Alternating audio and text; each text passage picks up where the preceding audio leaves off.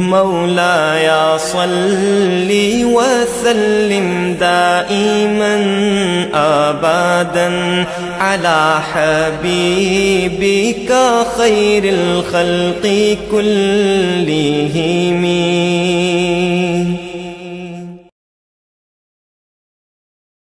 अब जिस मुकर्रिर को मैं दावत पेश करने जा रहा हूँ वो इसी निस्बत के वसीले से दायरा इस्लाम से में दाखिल हुए और इल्म दीन हासिल कर रहे हैं।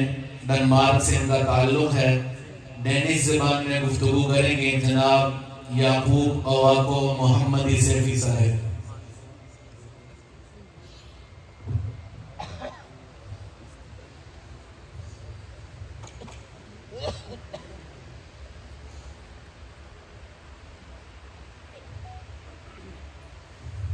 बिस्मिल्लाहिर्रहमानिर्रहीम।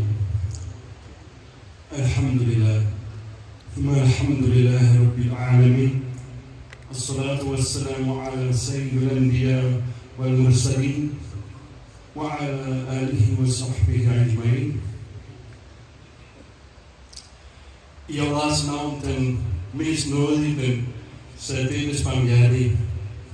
Al lovprisning tilkommer Allah subhanahu wa ta'ala, og må de ypperste velsignelser for evigt være med hans mest elskede, skabelsens mester, skaberens mesterværk, profeternes leder, profeternes sejl, profeten Muhammed sallallahu alaihi wa sallam. Profeten gav et smukt eksempel på hans khatm al-nabuwa i følgende hadith, berettet af Abu Huraira radiyallahu anhu. Han beretter: Qala Rasulullah sallallahu alaihi wa sallam. Mit eksempel og de tidligere profeters eksempel er som den person, der bygger et smukt hjem, men i det ene hjørne mangler der en mursten. Folk ser hjemmet, men de undrer sig over, hvor den sidste manglende mursten, som gør husets skønhed fuldkommen, befinder sig.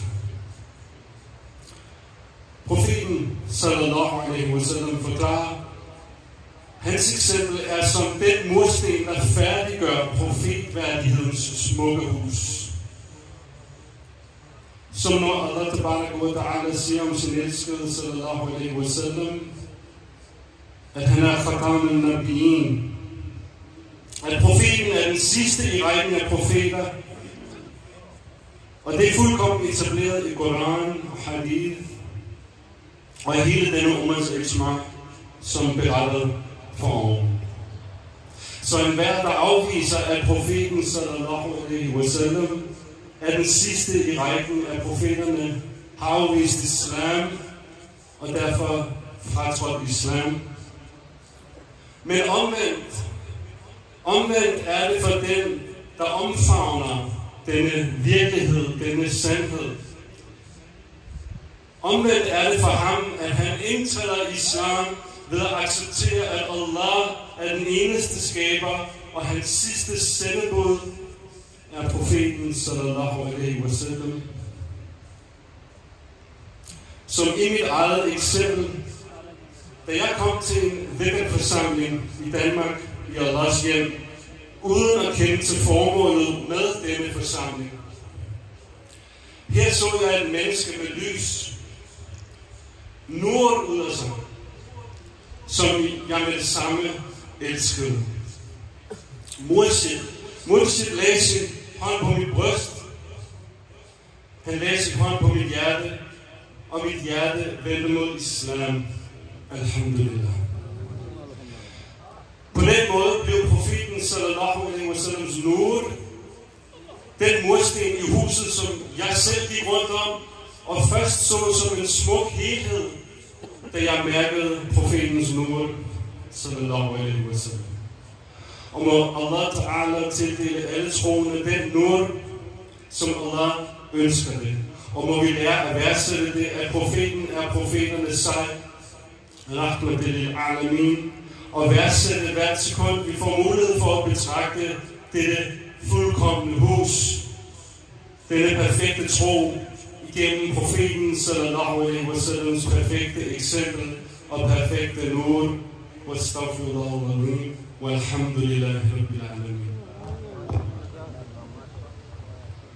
انہوں نے سورہ احزاب کی آیت مبارکہ بیان فرمائی کہ اللہ جل جلالہ نے ارشاد فرمایا ہے کہ محمد صلی اللہ علیہ وسلم خاتم النبیین ہیں، اور جو کوئی بھی اس عقیدے سے انحراف کرے گا وہ تمام اہل قبلہ کے نزدیک، تمام اہل اسلام کے نزدیک پکا کافر ہے۔ پھر انہوں نے بخاری شریف کی حدیث بیان فرمائی جس میں نبی اکرم صلی اللہ علیہ وسلم نے اپنی مثال اس اینٹ کی دی ہے جو قصر نبوت کو مکمل کرنے والی ہے۔ اس کے بعد آخر میں انہوں نے اپنا دین اسلام میں داخل ہونے کا سبب بیان فرمایا، بتایا کہ حالت کفر میں تھے اور ایک دن انہیں ان کا ایک ساتھی، ایک دوست محفل ذکر میں لے آیا، نہ تو ان کی نیت تھی نہ کوئی خواہش، لیکن جب مرشد کریم نے نگاہ کی اور توجہ فرمائی تو نبی اکرم صلی اللہ علیہ وآلہ وسلم خاتم النبیین کے سینے کا نور ان پر ایسا اثر کر گیا کہ انہیں کلمہ طیبہ نصیب ہو گیا۔ اللہ ان کو اور ان کی نسلوں کو بھی ایمان پر قائم و دائم رکھے۔